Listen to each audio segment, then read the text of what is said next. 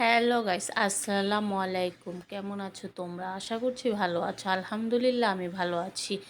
গভীর রাত, ইবনুনকে ঘুম থেকে উঠিয়ে চলে যাচ্ছি এয়ারপোর্ট। এয়ারপোর্ট যাচ্ছি কেননা আমার বোন আমেরিকা থেকে আসছে, তাকে রিসিভ করতে। এই যে এয়ারপোর্ট চলে আসছি বোনকে রিসিভ করতে।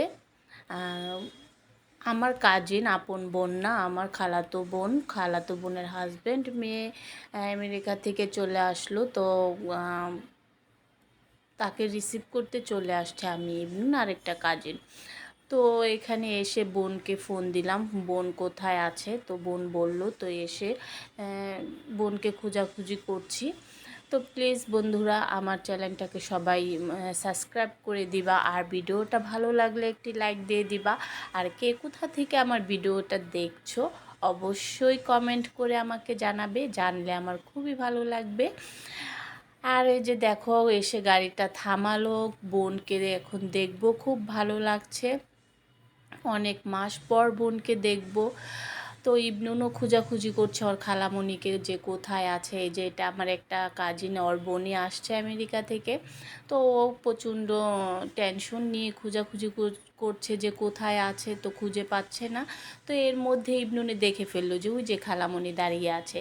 তো এই পাশ দিয়ে গেলে অনেকটা ঘোরা হবে, তাই ওরা ওই পাশ দিয়ে আবার ঘুরে বোনকে রিসিভ করতে চলে গেল। তো বোন এখনও দেখেনি, আমরা দেখেছি বোন এসে দাঁড়িয়ে আছে। তো এই পাশ দিয়ে ঘুরে তারপর বোনের সাথে দেখা হলো। তো কি হয়েছে বন্ধুরা জানো তো, আমরা যে গাড়িটা নিয়ে গিয়েছি সেই গাড়ির ড্রাইভারটা খুবই অসুস্থ ছিল, তাই ওইখানেও কোনো লোক পাচ্ছিলাম না যে লাগেজগুলো টেনে দিবে। তো তো বোনের সাথে তো অনেক দিন পর দেখায়, যে দেখো এখনই বোনের সাথে দেখায়, যে দেখো আস্থার সাথে আমার কাজিন কোলাকুলি করছে।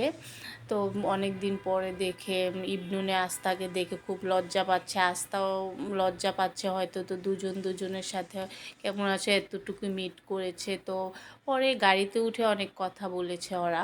তো এই যে দেখো এখন ওই যে বোনের হাজব্যান্ড, তো এখন লাকিজগুলো নেওয়া, গাড়িতে উঠানোর মতন কোনো লোক পাচ্ছিলাম না, কারণ ড্রাইভার অসুস্থ, কে হেল্প করবে। তো আমরা সবাই কষ্ট হলো যা লাগেজগুলো সবাই হাতাহাতি করে গাড়িতে উঠালাম। তো গাড়িটা নিয়ে গিয়েছি, গাড়ির পিছনের সিলিন্ডার মেশিনটা এতটা বড় ছিল যে সবগুলো লাগেজ হচ্ছিল না, এর জন্য বোন খুব রাগারাগি করছিল। তো বোনের হাজব্যান্ড বলছে থাক, আমি আরেকটা সিএনজি নিয়ে লাগেজ কিছুটা নিয়ে চলে যাব।